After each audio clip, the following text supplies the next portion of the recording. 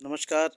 आपन माटी आपन गांव न्यूज़ में आपका स्वागत है। और आज हमारे बीच में आद्या गुरु महिला शंकराचार्य त्रिकाल भोंता जी हैं, जो कि आज आपन माटी आपन गांव स्टूडियो में आज यहाँ पर दर्शन दे रही हैं और यहाँ उपस्थित हैं। तो आइए बातचीत करते हैं। माता जी प्रणाम। कुछ बताइए हमारे स्टूडियो के बारे में और यहाँ आपको कैसा लग रहा है? यहाँ आने के बाद बहुत अच्छा लगा। और अपन माटी अपन गांव जो संस्था है उसमें काम करने वाले जो अमित यादव जी। वो हमारे परम शिशु में हैं। और उनकी मेहनत और उनकी निष्ठा और उनके जो संगीत के प्रति, लोक संगीत के प्रति जो लुप्त हो रहा है हजारों साल की जो विधा है, उसको जागृत करने के लिए वो बिल्कुल 1000 साल पीछे भी जाके, उम्र तो उतनी है ही नहीं, लेकिन अपने उम्र से 1000 साल पीछे जा कर के उस भाव भरी अपने लोकगीत के प्रति इनकी जो निष्ठा, समर्पण, आस्था है, वो देख करके मेरा जो मन है बहुत प्रफुल्लित हुआ, बहुत खुश हुए कि अपनी पुरानी चीज़ों को सजो कर रखने का इनका उद्देश्य है। इसलिए ये स्टूडियो और उनके द्वारा इस स्टूडियो को संचालन किया जा रहा है।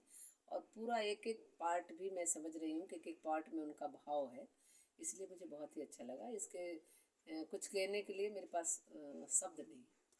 तो माता जी, आप जो है अभी इस समय आप अपने पीठ से क्या कहना चाहती हैं और क्या कर रही हैं आजकल आप समाज के लिए कुछ उद्देश्य? अपने पीठ के माध्यम से भारतीय संस्कृति और संस्कार के प्रति जो हमारी आदि शक्ति थी, जैसे यत्र नारीस्थ पूजन्ते रमन्ते तत्र देवता कहते हैं। अर्धनारीश्वर का जो स्वरूप है कि जो शक्ति होती है वो ना स्त्री होती है ना पुरुष होती है। शक्ति एक शक्ति होती है, जिन रूपों में जिसको कार्य करने का सृष्टि की रचना हुआ है वो अपने अपने कार्य करते रहें।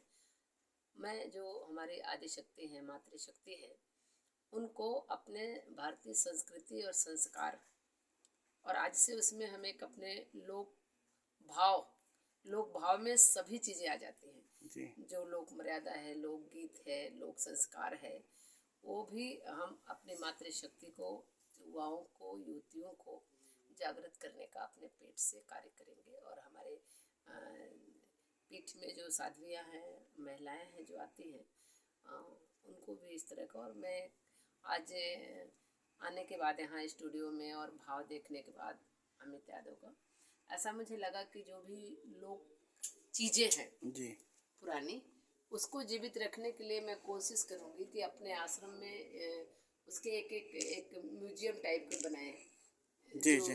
गाँव में लोग पहले जानते थे, रखते थे, वो व्यवहारिक रूप से भी हमारे आश्रम में उनको मूल रूप से मिले, ऐसा मेरा भाव यहाँ आने के बाद जागृत हुआ। जो भी भक्त आपसे जुड़ना चाहते हों, चाहे वो महिला हो पुरुष हो, आपके आश्रम से जुड़ना चाहते हों, उनके लिए क्या सुझाव है? कैसे कोई भी आपको जानता है आपके बारे में तो आपसे मिलना चाहता है, तो ऐसे व्यक्तियों के लिए क्या कहेंगे, ऐसे भक्तों के लिए?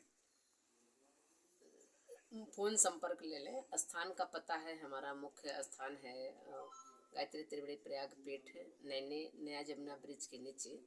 तो वो कांटेक्ट करना चाहेंगे तो वो फ़ोन के माध्यम से स्थान पर जाने के, जिनके भी माध्यम से वो होता क्या है जानते हैं। अक्सर बहुत सारे लोग जानते हैं आपको और मिलना भी चाहते हैं, लेकिन वो उनको जानकारी नहीं होती कि हम वहाँ कैसे जाएं, कैसे बात करें, कैसे मिलें। मन में बहुत सारी झिझक होती है लोगों को जी। कि शंकराचार्य जी के पास हम कैसे जाएं, कैसे मिलें, क्या वो हमसे बात करेंगे कि नहीं करेंगे, मिलेंगे कि नहीं।